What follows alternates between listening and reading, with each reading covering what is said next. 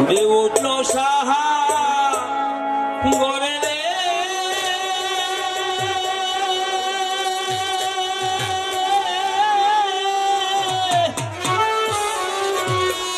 কেমনে পারি গরিতে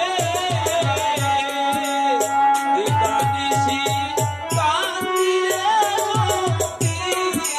তোরে বয়া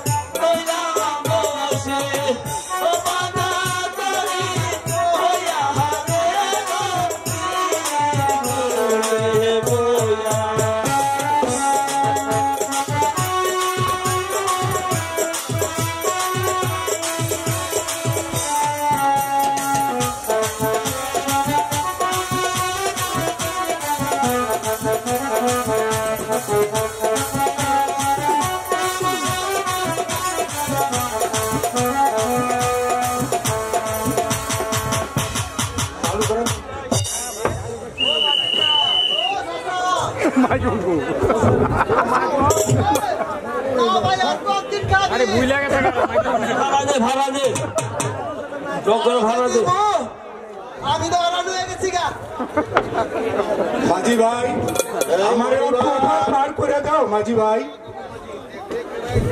দেখ রে গানাইছে রে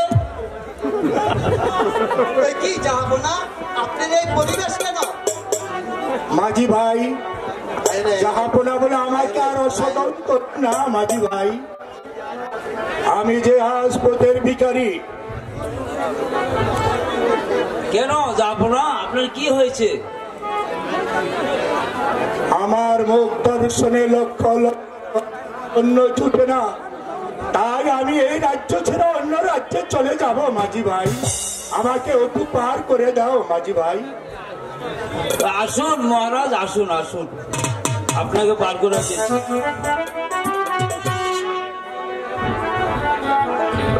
মাঝি ভাইয়া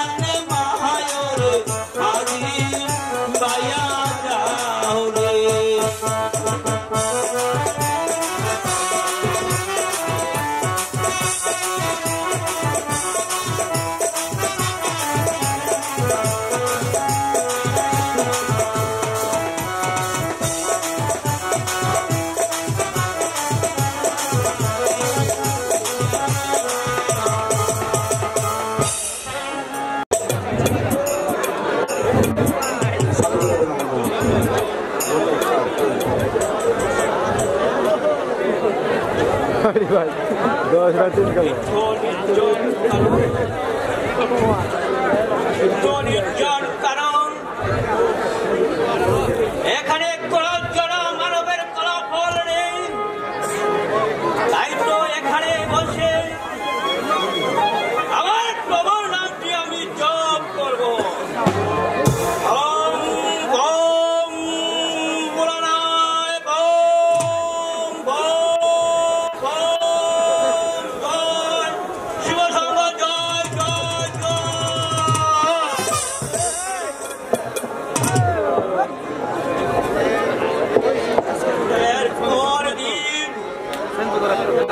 রাতের পর রাত চলে যাচ্ছে, তবু সংসারের মায়া কাটছে না। প্রভু, তুমি আমায় এভাবে আর কত কাঁদাবে?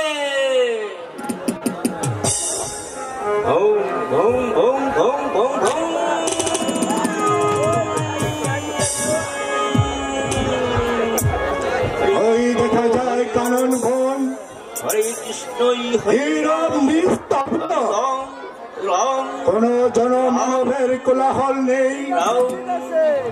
সেখানে যাই আমার প্রাণ অর্জন দিব, কেউ আমায় দেখবে না, কেউ আমার জন্য এক ফোঁটা চোখের জল ফেলবে না। এই কি, এ তুমি সারা দাও। এই মূর্খ, তুই আমার ধ্যান ভঙ্গ করে দিলি। আমি তাকে গেলাম অভিশাপ, অভিশাপ। অত্রের জন্য তুই 12 বছর করবি অনুতাপ। আমার যে ছেলে সন্তান নেই মণিবর, আমি এসেছি এখানে আমার প্রাণ বিসর্জন দিতে। হবে, হবে, তোর ছেলেই হবে। আমার ছেলে হবে? হ্যাঁ, তোর ছেলেই হবে। আমি ভাগ্য লগ্নের হবে না, কিন্তু তার পর্বই মাত্র 12। আমি পিতা হয়ে এই সব কেমন করে সহ্য করব মণিবর? তোমার ভাগ্য তুমি ফিরিয়ে নাও মণিবর, তোমার ভাগ্য তুমি ফিরিয়ে নাও। আমার ভাগ্য ফিরবে না রে মূর্খ, আমার ভাগ্য ফিরবে না। মণিবর, এর কোনো পন্থা নেই? আছে, আছে, পন্থায় আছে। যদি সেই 12 দিনের ছেলের সঙ্গে 12 বছরের মেয়ের বিবাহ দিতে পারিস, শুধু তাই নয়, ওই পুত্র বধূকে বিবাহ রাখতে ওই নির্বাণ হবে। ও খোদা, আমি এই জ্বালা কেমন করে সহ্য করব খোদা? আমি এই 12 দিনের শিশুকে বনবাসে পাঠিয়ে কেমন করে সহ্য করব খোদা? তোমার বাক্য ফিরিয়ে নাও মণিবর, তোমার বাক্য ফিরিয়ে নাও। আমার ভাগ্য ফিরবে না রে, আমার ভাগ্য ফিরবে না। আমার ভাগ্য মানলে আশীর্বাদ, না মানলে অভিশাপ, অভিশাপ, অভিশাপ। এই কি করলে মণিবর? আমি কেমন করে এই জ্বালা সহ্য করব? ও খোদা, তুমি আমার এই জ্বালা সহ্য করার শক্তি দাও খোদা। আমি আবার ওই জাহান্নামের সঙ্গে দেখা করব, তাকে আমার সব কথা খুলে বলবো।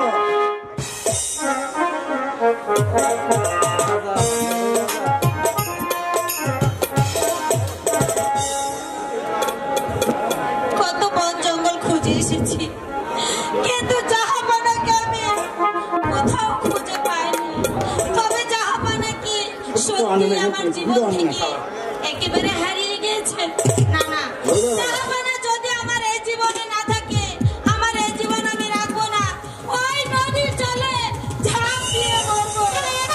মরো মরো জাহানারা, মরার বাঁচার থেকে যে মরণ অনেক ভালো। একই জাহাপানা, আপনি ফিরে এসেছেন, একই অবস্থা হয়েছে আপনার। কোথায় গিয়েছিলেন জাহাপানা?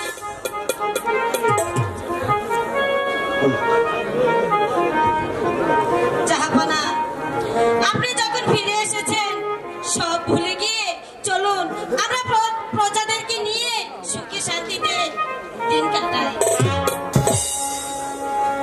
আমার আবার সুখ শান্তি, আমার সুখ শান্তি যে সব মুছে গেছে জাহানারা। একই জাহাপানা,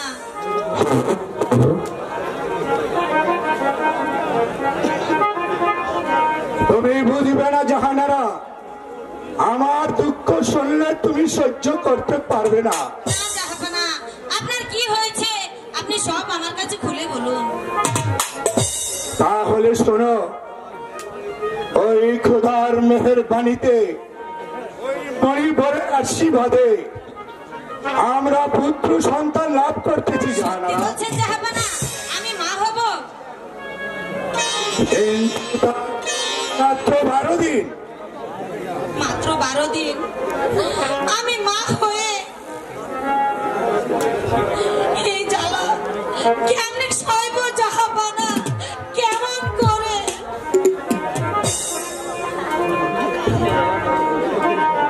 শুধু তাই নয় জাহানারা, এই 12 দিনের ছেলের সঙ্গে 12 বছরের কন্যার বিবাহ দিতে হবে।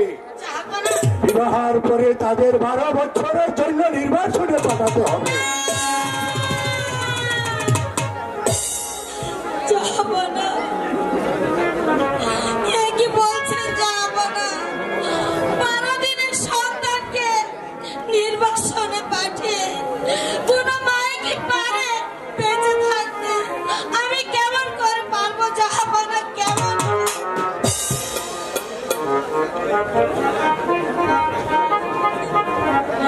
জাহাপানা, আপনি বড্ড ক্লান্ত, চলুন, আপনার বিশ্রামের প্রয়োজন। হ্যাঁ তাই চলো, আমরা থাকবো।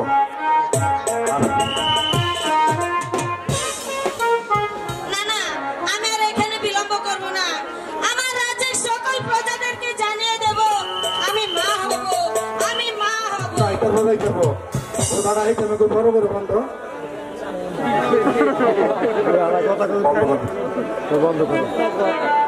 বন্ধ করেন।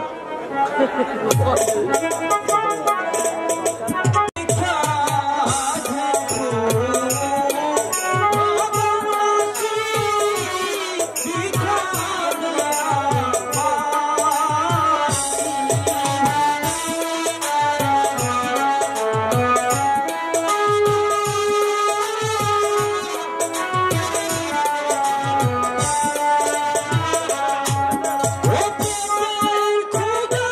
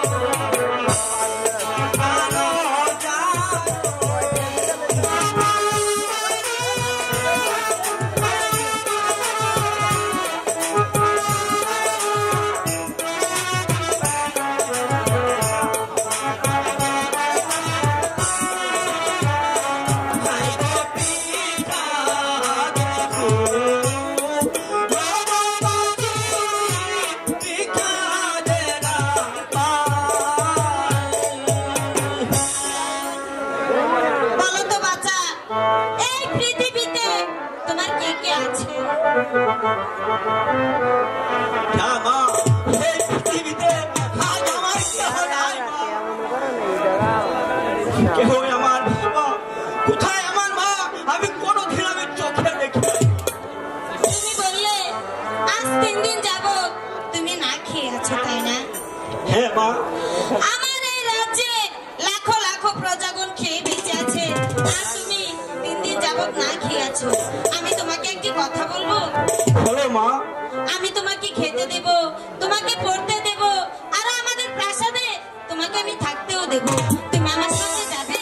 হে মা, আমি বহুদিন ধরে আপনাকে আমি দেখি না, বহুদিন পরে যখন আমি আপনাকে দেখছি, আমি আপনার সাথে চলে যাব মা, আপনার সাথে আমি চলে যাব। তাহলে চলো, আমি তোমার পেট ভরে খেতে দেব। তাই চলো মা।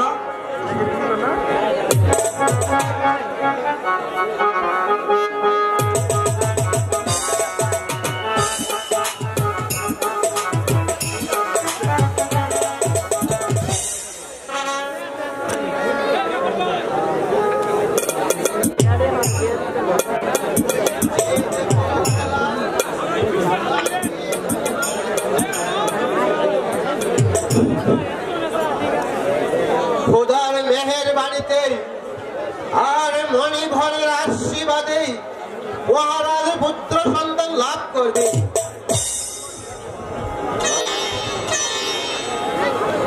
তাই তো এখন এই সম্পূর্ণ নিরাপদ। সত্যি সত্যি স্বামী, রাজ্যে আবার শান্তি ফিরে এসেছে, বোন জাহানার কর পূর্ণ হয়েছে। কিন্তু এদিকে যে আপনি অন্ধ হয়ে বসে আছেন। আমি আবার কিছু অন্ধ হলাম রাহেলা? আমি যে তোমার কথা কিছুই বুঝতে পারছি না। তা পারবেন কেন? মা রূপবান যে এখন বড় হয়েছে, তাকে ভালো পাত্র দেখে শুনে তো বিয়ে শাদী দিতে হবে। ঠিক বলেছ রাহেলা। মাতৃহীনা মা তোমার দিন রাত শুধু কি যেন ভাবি। আচ্ছা রাহেলা, তোমার খোঁজে কি কোনো পাত্র আছে? বাহ, চমৎকার! এদিকে আমার স্বামী ঘরে বসে থাকবে আর আমাকে বলছে পাত্র দেখতে। বেশ, তাই চলো রাহেলা, দেখি কোথাও সৎ পাত্র সন্ধান করতে পারি কিনা। তাই হবে স্বামী, চলুন।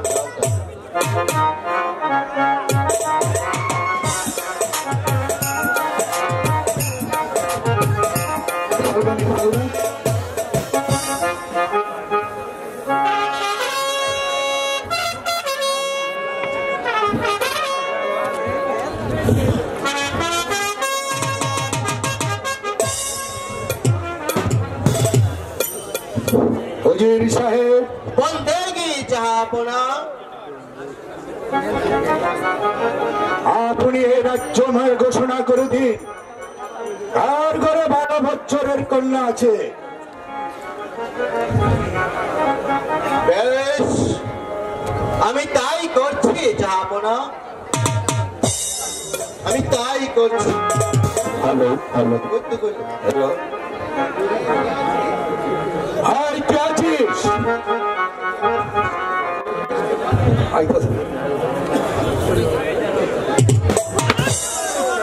যাও, পরি হেরিনা বাবা জ্যোতিষকে রাজ দরবারে পাঠিয়ে দাও। চলো।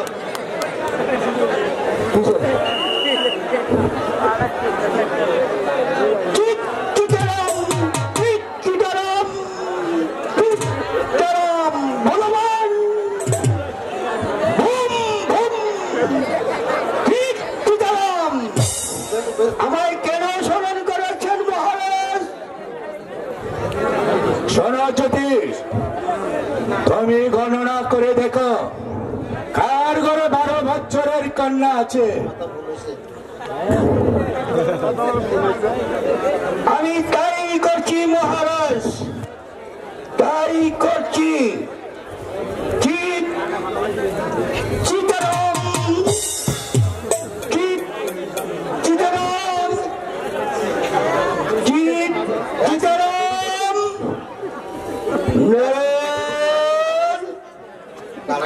উত্তরে নয়, আরে দক্ষিণে নয়,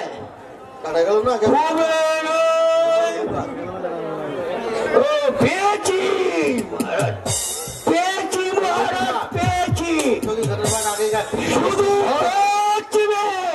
বলো কার ঘরে 12 বছরের কন্যা আছে? মহারাজ, আমি যে বলতে সাহস পাই না মহারাজ। তোমাকে আমি নির্ভয় দান করলাম, তুমি খুলে বলো মহারাজ। আপনার উজিরের কন্যা মা রূপান আগামীকাল 12 বছর পূর্ণ হয়ে যাচ্ছে। তাহলে তুমি এখন আসতে পারো, যদি আমার বক্সি দিবেন না মহারাজ। প্রধান উজির সাহেব,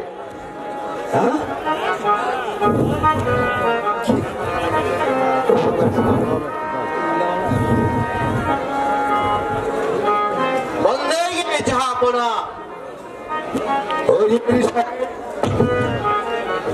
আপনি পেয়েছেন 12 বছরের না জাহাপনা, আমি সমস্ত রাজ্য তন্ন তন্ন করে খুঁজেছি, কোথাও 12 বছরের কন্যার সন্ধান পাইনি জাহাপনা। উজির সাহেব, আপনি কোথাও 12 বছরের কন্যা পান নাই, আর আমি রাজ দরবারে বসে থেকে 12 বছরের কন্যার সন্ধান পেয়েছি। তাই নাকি জাহাপনা? বলুন জাহাপনা, সে কন্যা কোথায়? আমি এক্ষুনি কন্যা ও তার পিতাকে রাজ দরবারে হাজির করব। উজির সাহেব, বলুন বেঈমানের শাস্তি কি হতে পারে? জাহাপনা, বেঈমানের শাস্তি, বেঈমানের শাস্তি, বেঈমানের শাস্তি একমাত্র প্রাণদণ্ড। উজির সাহেব, ভেবে চিন্তে উত্তর দিন, বেঈমানের শাস্তি কি হতে পারে? জাহাপনা, আমি ভেবে চিন্তে উত্তর দিচ্ছি, বেঈমানের শাস্তি একমাত্র প্রাণদণ্ড। শুনুন উজির সাহেব, আমি জ্যোতিষীর কাছ থেকে শুনতে পারলো আপনি মা রূপা আগামীকাল 12 বছর পূর্ণ হবে। সেই কথা আপনি আমার কাছে গোপন করেছেন কেন উজির সাহেব? আমার মেয়ের 12 বছর, তা আমি জানতাম না জাহাপনা। আর তাছাড়া মা রূপান রূপে গুণে অপতুল্য, যজ্ঞশীল চরিত্র প্রতি, তাকে যদি আমার রহিমের সাথে বিবাহ দেন, তাহলে আমি আর বেগম সাহেবা খুব খুশি হতাম উজির সাহেব। বাদশার ছেলের সঙ্গে আমার মেয়ের বিবাহ, এর চেয়ে আনন্দ আর কি আছে জাহাপনা? কিন্তু বিবাহ যে পুতুল খেলা নয়, হয় খেললাম না হয় ভেঙে ফেলে দিল। 12 দিনের শিশুর সঙ্গে 12 বছরের মেয়ে মা রূপবানকে আমি অর্পণ করতে পারবো না জাহাপনা। এই যে আপনার অসম্ভব কথা।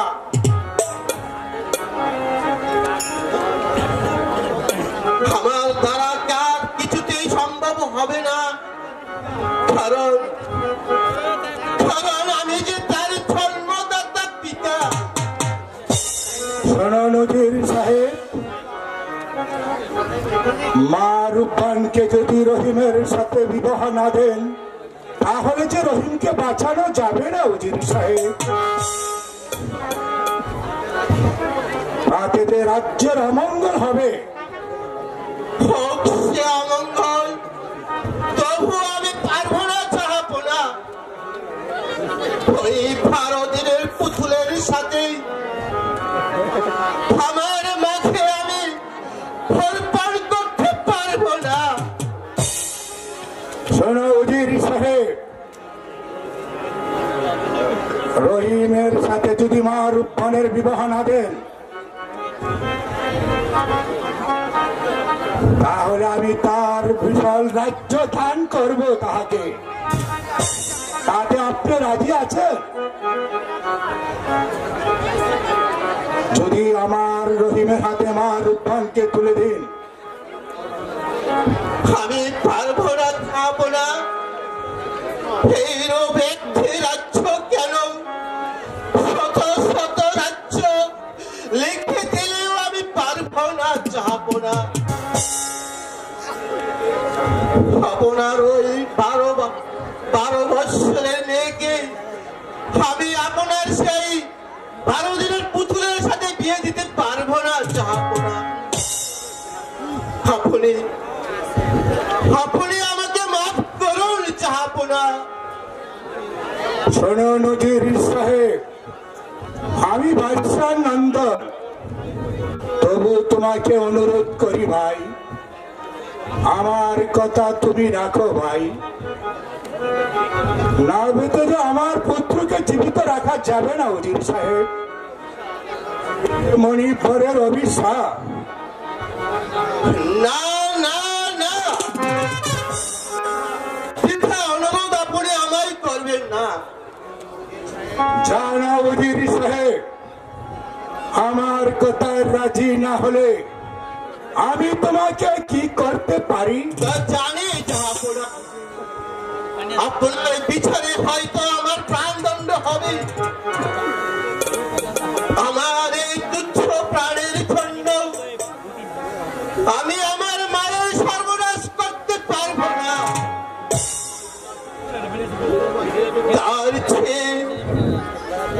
তার চেয়ে ওই আমার মাকে গলার টিপে হত্যা করে ওই নদীর স্রোতে ভাসিয়ে দেব। আমার কথা শুনবে না? না না না, আমি শুনবো না। এই কি আছিস?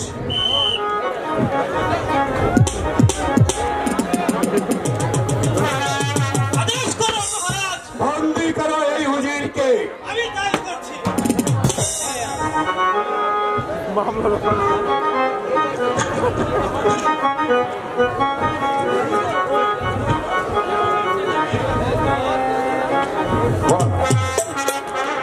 যাহাপনা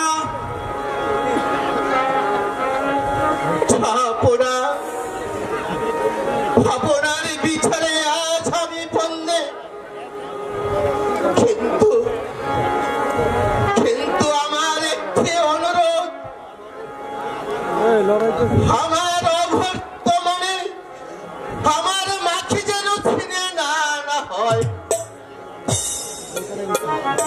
অন্যের বিচারের মালিক একজন, আমি, তুমি নয় উজির সাহেব। এই নিয়ে যাও উজির সাহেবকে। আমি তাই করছি। ওনাকে কারাবন্দি করে রাখো। আর শোনো, একদিন পর পর একটি রুটি। আর শোনো, বন্দি নয়, তাকে হত্যার আদেশ হলো। নিয়ে যাও সম্ভব হতে। আপনি মনে করেছেন আমার তুচ্ছ প্রাণের জন্য আমি আমার মায়ের সর্বনাশ করব? তা কিছুতেই সম্ভব নয়, কিছুতেই সম্ভব নয়।